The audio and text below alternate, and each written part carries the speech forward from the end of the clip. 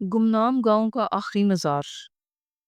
گاؤں میں اپنے آبائی گھر میں آنکھ کھولی تو مجھے یاد آیا، میں نے رات خواب میں گاؤں کے پرانے کمہار چاچا میرو کو دیکھا تھا، جسے سب میرو ٹھک ٹھک کے نام سے پکارتے تھے۔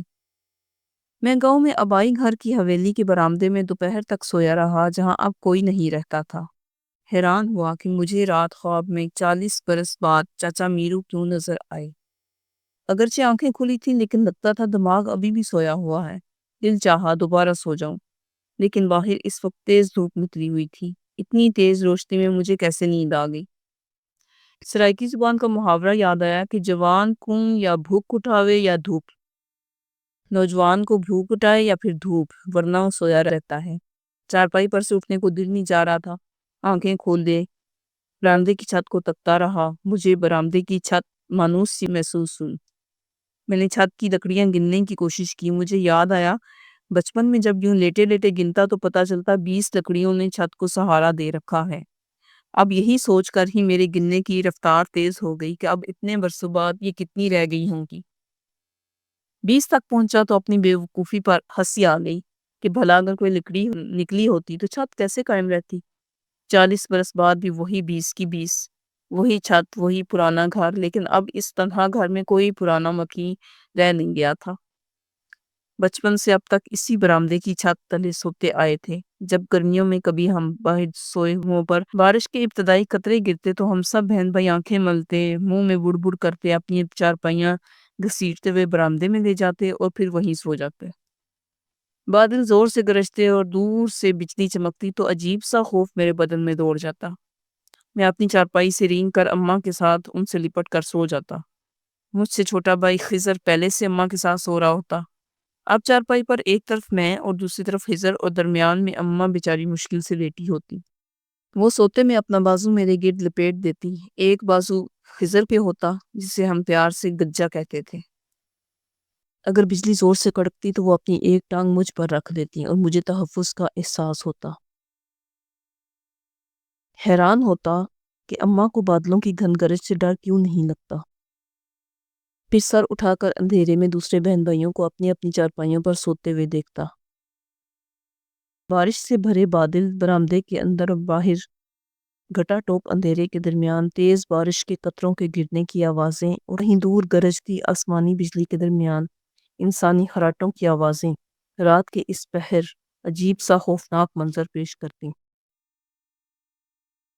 نیند اور ڈر کی اس کیفیت کے دوران پتہ نہیں کب مجھے نیند آ جاتی۔ صبح اٹھتا تو اماں رات کے جمائے ہوئے دودھ سے لسی اور مکھن بنا رہی ہوتی۔ باہر بارش کے بعد بہت ہی خوبصورت منظر ہوتا۔ چڑیاں اور کوے حویلی کے آخری کونے پر لگے بیری کے درخت پر شور مچا رہے ہوتے۔ اجی بہن گاؤں کے اسکول کے بچوں کو پڑھانے کے لیے تیار ہو رہی ہوتی۔ اجی بہن کا سوچتے ہی میرے لبوں پر ہنسی آ گئی۔ دراصل گھر میں جس سے سب پیسے مانگتے تھے وہ اجی بہن تھی۔ وہ گاؤں کے پرائمری اسکول میں پڑھاتی تھی، لہٰذا ہر ماہ تنخواہ ملتی تھی۔ سارے پیسے وہ اماں کو دے دیتی جس سے اماں خرچہ چلاتی اور کچھ پیسے اجی اپنے پاس رکھ لیتی۔ ہم بھائی آتے جاتے اس سے روپیہ 2 روپے لے لیتے تھے۔ ایک دفعہ گاؤں کے لڑکوں نے منصوبہ بنایا کہ رات کو VCR کرائے پہ لے کر آتے ہیں اور ویکنڈ پر بھارتی اور پاکستانی فلمیں دیکھتے ہیں۔ یہ اور بات ہے کہ وہاں بزرگ بھی بہانے سے آ جاتے جہاں فلم چل رہی ہوتی، جس پر ماحول اچانک سنجیدہ ہو جاتا اور لڑکے ڈر جاتے کہ ابھی وہ سب کو سنائیں گے، لیکن کوئی آدھ بزرگ سب کا خوف دور کرنے کے لیے پوچھتے یہ کون ہے جو بندوق اٹھائے ہر ایک سے لڑ رہا ہے۔ اس دوستانہ سوال کا مطلب ہوتا کہ وہ بھی اب کچھ دیر وہاں بیٹھ کر فلم دیکھیں گے۔ کوئی لڑکا فوراً چارپائی خالی کر دیتا، چاچا آپ ادھر آ جائیں۔ وہ کہتے نہیں نہیں میں فلم تھوڑی دیکھنے آیا ہوں۔ وہ تو آواز سنی تو سوچا پتا کروں کیا ہو رہا ہے۔ اتر بیٹھو بیٹھو۔ یوں وہ کھڑے کھڑے کچھ دیر فلم دیکھتے اور جب سب دوبارہ فلم میں کھو جاتے تو کچھ دیر کے بعد چارپائی پر ٹانگیں چوڑی کر کے لیٹے ہوتے اور لڑکے خوشی سے نیچے زمین پر بیٹھ کر فلم دیکھ رہے ہوتے کہ چلے اب اس جرم میں 2-3 بزرگ بھی شامل ہیں، اب گھر والوں سے مار پڑنے کے امکانات کم ہیں۔ اگر فلم اتنی بری ہوتی تو یہ کیوں دیکھ رہے ہوتے؟ اگلے دن سب لڑکے گھروں میں مار سے بچنے کے لیے ان 2-3 بزرگوں کے نام بتاتے کہ وہ بھی ہمارے ساتھ تھے۔ یوں بات ٹل جاتی۔ مجھے فلمیں دیکھنے کا بڑا شوق تھا۔ ایک دوپہر اسکول سے لوٹا تو پتا چلا کہ آج رات ٹوٹی قریشی اپنی دکان پر فلم دکھائے گا۔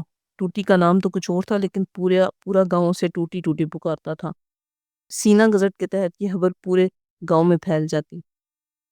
اٹلی کے مافیا کے خاموشی کے پرانے کوڈ کے تحت یہ خیال رکھا جاتا کہ بزرگوں اور ماؤں کو پتہ نہ چلے ورنہ سب چوپٹ ہو جائے گا۔ مجھے بھی میرے کزن نے بتایا کہ آج رات وہ فلم دیکھنے جائے گا، اگر چلنا ہو تو بتاؤ۔ میں نے دکھ بھری آواز میں کہا، یار اماں کب جانے دیں گی؟ وہ بولا، جب چاچی سو جائے تو تم اٹھ کر آ جانا، ایک آدھ فلم دیکھ کر واپس آ جانا۔ میرے دل میں اچانک شدید خواہش ابھری کہ کچھ بھی ہو جائے آج فلم ضرور دیکھوں گا۔ اب سوال یہ تھا کہ 10 روپے کہاں سے لاؤں گا جو پوری رات 3 فلم دیکھنے کا کرایہ تھا۔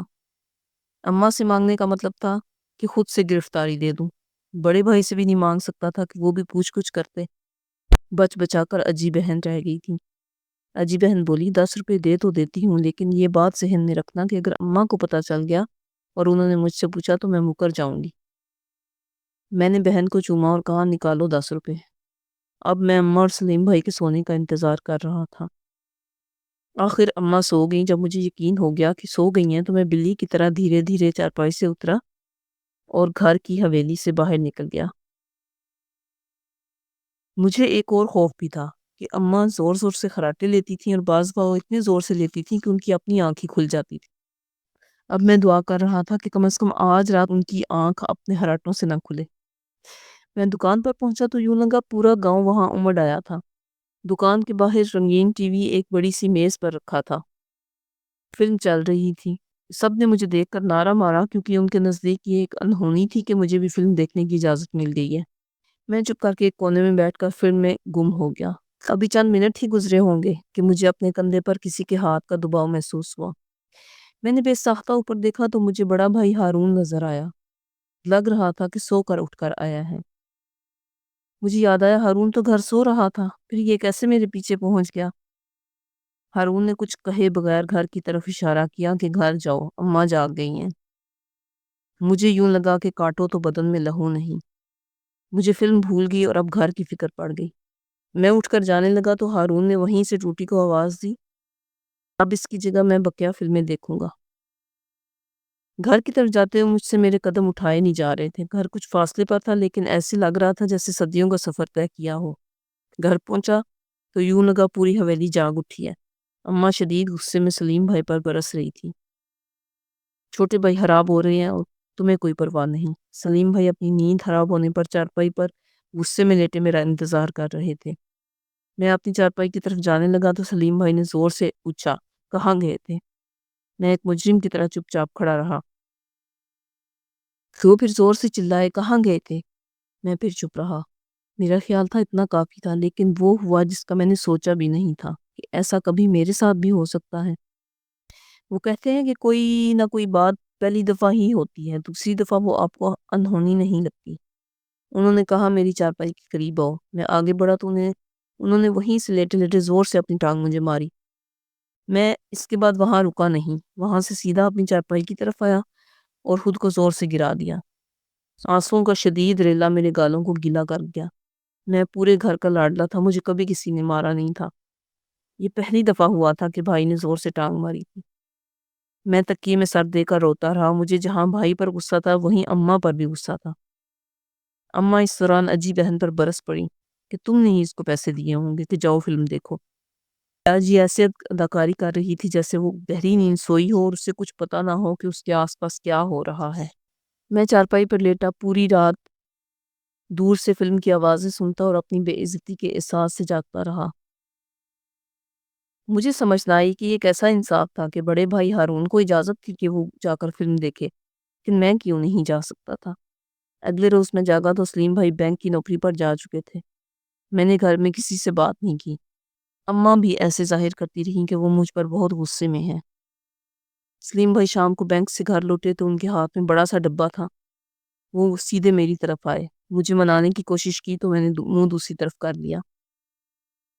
وہ چارپائی کے دوسری طرف آ گئے، میں نے پھر منہ موڑ لیا۔ وہ منانے کی کوشش کرتے رہے لیکن میں ان کا ہر دفعہ ہاتھ زور سے جھٹک دیتا۔ کچھ دیر بعد انہوں نے وہ بند ڈبہ کھولا اور اس میں سے ایک وی سی آر نکالا اور مجھے کہا، اب تم فلمیں گھر دیکھا کرو۔ لیکن صرف اسکول سے ہر ہفتے چھٹی کے روز۔ میں اٹھ کر بھائی سے لپٹ گیا۔